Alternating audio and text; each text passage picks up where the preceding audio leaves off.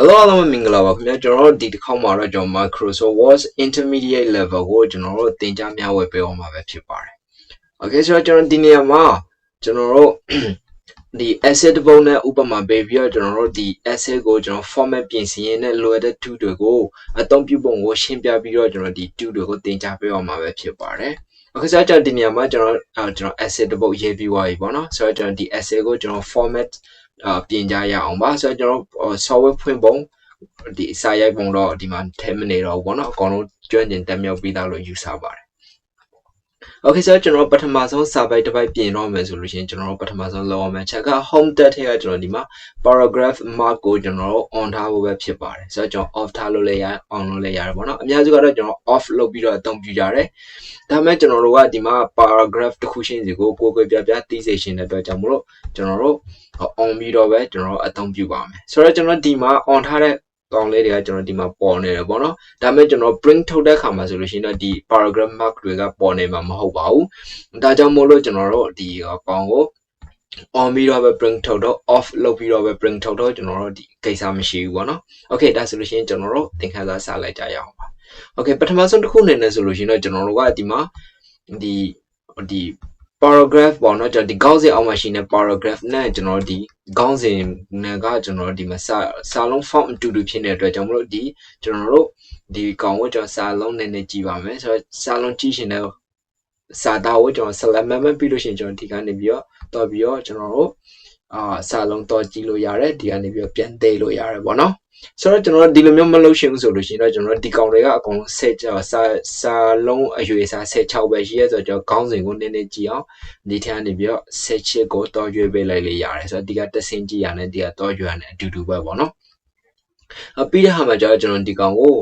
ဘဲမှာမထားရှင်အလေတဲထဲမှာထားရှင်လဲဆိုတော့အတွက်ကြောင့်မလို့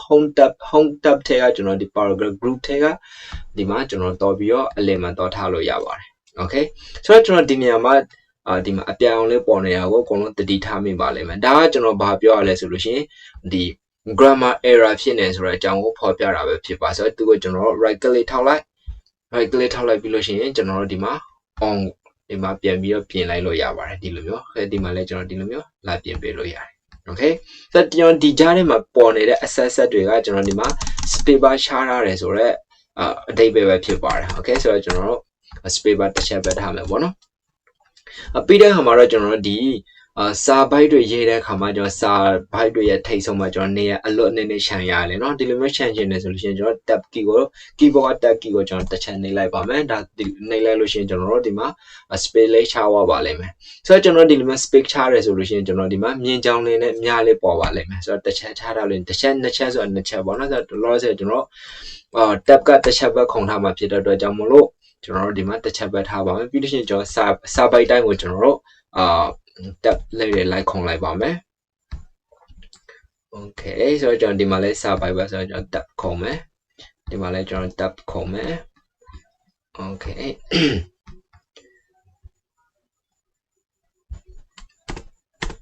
okay ဆိုတော့ကျွန်တော်okay ဆိုတော့ကျွန်တော်ဒီမှာကတော့ကျွန်တော်ဒီမှာကျွန်တော်ဒီမှာအချက်လက်9ချက်ပေးထားတာပေါ့နော် 7 zone related to the quality of leadership ခေါင်းဆောင်ကတယောက်မှရှိတဲ့အချက်လက်9ချက် okay ဒီလိုမျိုးအချက်လက်တွေဆိုလို့ရှိရင်ကျွန်တော်တို့စာရေးတဲ့အခါမှာရှင်းရှင်းလင်းလင်းသိစေရှင်တဲ့အတွက်ကြောင့်မလို့ကျွန်တော်တို့ bullet point လေးတွေတက်ပါတယ်ဆိုတော့ကျွန်တော်အချက်လက်9ချက်ကို selection ပေးလိုက်မယ်ပြီးလို့ရှိရင်ကျွန်တော်ဒီမှာ home tab ထဲက paragraph group ထဲကကျွန်တော်ဒီကောင်လေးမှာလာပြီးတော့ကျွန်တော်တို့bullet လေးလိုက်တက်ပေးလို့ရဆိုတော့ကျွန်တော်ဒီ bullet လေးတက်လိုက်ပါမယ်okay ဒါဆိုလို့ရှိရင်ကျွန်တော်ဒီကအချက်လက်9ချက်ပါဆိုတဲ့ဟာကိုကိုယ်ပြမြင်သွားရပြီပေါ့နော်ပြီးရင်ကျွန်တော်ဒီကောင်လေးကိုလည်းကျွန်တော် tab တစ်ချက်ခုံလိုက်မယ်ဆိုတော့ paragraph တိုင်းကိုကျွန်တော် tab လေးတွေလိုက်ခုံလိုက်ပါမယ်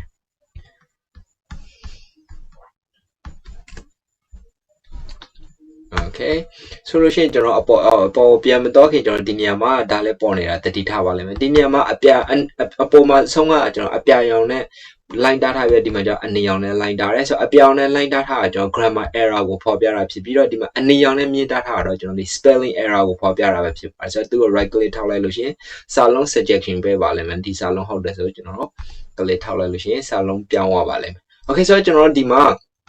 Sabai tabai lo general be papa ni bio john ya fama ja general bounce and a bono that mu lotion general di pena any lotion as solution general di sabai to hulongo control ye a on the bio selection be like bam baby hama general di ma home tab or paragraph check general di ma justifies your the bottom general la nay like bam that solution pena any pure ba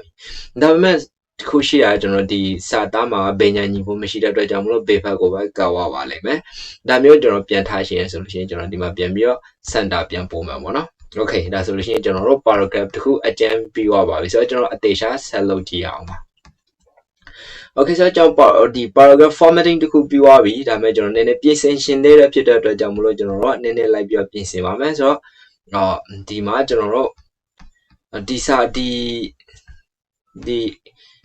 အချက်9ချက်အောက်ကရှိနေတဲ့ဒီအစာပိုက်တစ်ခုလုံးကျွန်တော်နောက်စာမျက်နှာတစ်ခုထဲမှာတည်တဲ့ position တယ်ပေါ့နော်ဒီလိုမျိုး position နဲ့ဆိုလို့ရှိရင်ကျွန်တော် layer ကိုတော့မယ်ပြီးရှင် big break ထဲကကျွန်တော် page ကိုတစ်ချက်နှိပ်လိုက်ပါမယ်ဒါဆိုလို့ရှိရင်တခြားစာမျက်နှာကိုရောက်သွားပါလိမ့်မယ် okay ဆိုတော့ဒါတော့ကျွန်တော်ပထမဆုံးဒီ big break လုပ်တဲ့ပုံစံစာမျက်နှာနောက်တစ်မျက်နှာကိုပြောင်းတဲ့ပုံစံပဲဖြစ်ပါတယ်ဆိုတော့ကျွန်တော်မပြောင်းရှင်တဲ့အတွက်ကြောင့်ဒီလိုဒါပထမနည်းပေါ့နော်ကျွန်တော်ဒုတိယနည်းတစ်ပိုင်းကိုဆက်ပြီးတော့ပေါ်ပြပါမယ်ဆိုတော့ကျွန်တော် undo လုပ်ရအောင်ဒီခလုံးလေးကိုကျွန်တော်လာနှိပ်လိုက်ပါမယ် okay ဆိုတော့ကျွန်တော်ပုံမှန်တိုင်းပြောရအောင်ဆိုတော့အခုနနီးတိုင်းကျွန်တော်တို့တော်ပြီးတော့အဲ့လိုမျိုးနောက်စာမျက်နှာတစ်မျက်နှာကိုရောက်အောင်မလို့ရှင်ဆိုလို့ရှိရင်ကျွန်တော် enter တွေဆက်တိုက်ခေါက်ဝတစ်ဖက်စာမျက်နှာရောက်တဲ့အထိဆက်တိုက်ခေါက်ဝပြီးတော့လည်းကျွန်တော်တို့ပြောင်းလို့ရပါတယ်ဆိုတော့ကျွန်တော်ဒီ page break ပြောင်းတဲ့ပုံစံနဲ့ကျွန်တော်ဒီ enter နဲ့ပြောင်းတဲ့ပုံစံဘာကွာတယ်လဲဆိုလို့ရှိရင်တော့ကျွန်တော်တို့ကြည့်အောင်ဆိုတော့ကျွန်တော်ဒီနေရာမှာအချက်လက်ထပ်ချင်တယ်ဆိုလို့ရှိရင်ကျွန်တော်ထပ်ထည့်မယ် okay ကျွန်တော်အချက်လက်3ခုထပ်ထည့်လိုက်တယ်ဆိုတော့တခြားစာမျက်နှာမှာဘာဖြစ်တော့တယ်လဲဆိုတော့ဒီဘက်စာမျက်နှာမှာလည်းကျွန်တော် line တွေကူးသွားတာကိုတွေ့ရပါလိမ့်မယ်ဆိုတော့ကျွန်တော်ဒီဘက်စာမျက်နှာတိတက်မဆန်တော့ဘူးပေါ့နော် line တွေရှိနေသေးတယ် okay ဒီဒါကတော့ကျွန်တော် enter တစ်ချက်ချင်းစီဆင်းပြီးတော့လောက်လိုက်ဒီစာမျက်နှာတခြားတစ်ဖက်ကိုပို့လိုက်တဲ့အတွက်ဖြစ်တဲ့ပြဿနာပဲဖြစ်ပါတယ် okay ဆိုတော့ကျွန်တော်တို့နောက်တစ်နည်းကိုပြန်စမ်းကြည့်အောင်ပါဆိုတော့ကျွန်တော်ပြန်နောက်ဆုတ်လိုက်မယ် undo ပြန်လုပ်လိုက်မယ် okay sorry ဆိုတော့ share ပြန်တော့မယ် okay ဆိုတော့ကျွန်တော်ဒါလေးပြန်ဖြတ်လိုက်မှာပေါ့နော်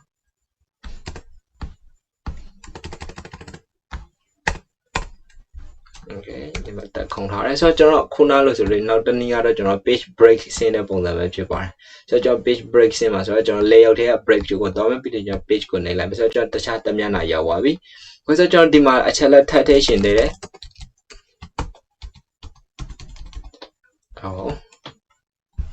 အချက်လက်ထပ်ထည့်ရှင်သေးတယ်ပေါ့နော်ထပ်ထည့်ရှင်သေးတယ်ဆိုလို့ရှိရင်ကျွန်တော်ဆက်ပြီးရိုက်သွားမယ်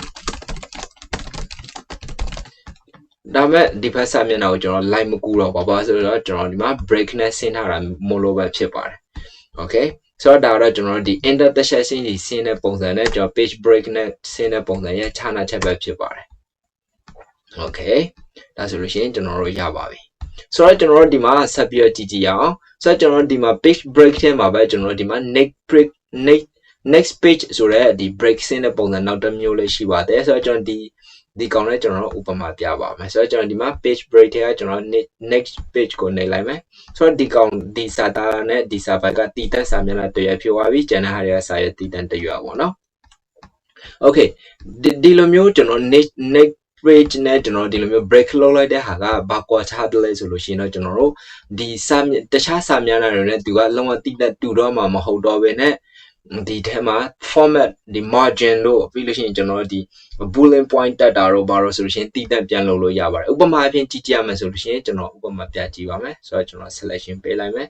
ပြီးတဲ့အခါမှာကျွန်တော် layout ကိုတော့မယ် layout ပေါ့နော် layout ထဲက margin ထဲကျွန်တော်တို့ 0.5 pixel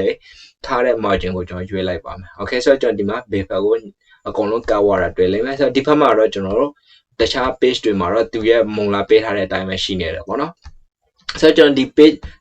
next page ကိုတော့ဘယ်လိုအနေထားမျိုးမှာသုံးလဲဆိုတော့တည်တတ်တခြားစာမျက်နှာတွေနဲ့ margin မတူရှင်တာမျိုး bullet point number မတူရှင်တာမျိုးတည်တတ်ဆန်ကျွန်တော်အသုံးပြုရှင်တာမျိုးဆိုလို့ရှိရင်တော့ကျွန်တော်တို့ဒီလိုမျိုး next page ကိုသုံးပါတယ်။ Okay ဆိုတော့ကျွန်တော် tele စာတွေပဲကျွန်တော်ဒီမှာ scale လေးတွေကျွန်တော်တို့ဒီမှာအချက်9ချက်ရှိရပေါ့နော်ဆိုတော့အချက်9ချက်ကကျွန်တော်တို့ တန်းစီပြီးတော့ထားတယ်ကျွန်တော်ဒီဘက်မှာထားလို့မရဘူးလားဆိုတော့ရပါတယ်ဆိုတော့ကျွန်တော်အချက်လက်တွေထပ်ထည့်ရရှိရများလာတယ်တမျက်နှာတွေမဆန်တော့ဆိုလို့ရှိရင်ကျွန်တော်ဒီလိုမျိုးပြောင်းလို့လည်းရတယ်ဆိုတော့ကျွန်တော်ဒါကို column ခွဲတယ်လို့ခေါ်ပါတယ်ဆိုတော့ကျွန်တော်လက်ရှိရှိနေတဲ့အကြောင်းအလေးကိုပဲကျွန်တော် column ခွဲကြည့်အောင်ပါဆိုတော့ကျွန်တော် layout ထဲက column ထဲကိုတော့မယ်တော့ပြင်ရှင်ကျွန်တော်2ကိုတစ်ချက်နှိပ်လိုက်ပါမယ်ဒါဆိုလို့ရှိရင်ကျွန်တော်ဘယ်ဘက်ညာဘက် column တစ်ခုခွဲပေးသွားတာကိုတွေ့ရပါလိမ့်မယ်Okay ဒါပေမဲ့ကျွန်တော်ခွဲပေးသွားတော့ဟုတ်ပါပြီဒါပေမဲ့ဒီဘက်မှာတော့စာသားတွေအဆင်ပြေဒါပေမဲ့ဒီဘက်မှာစာသားတွေက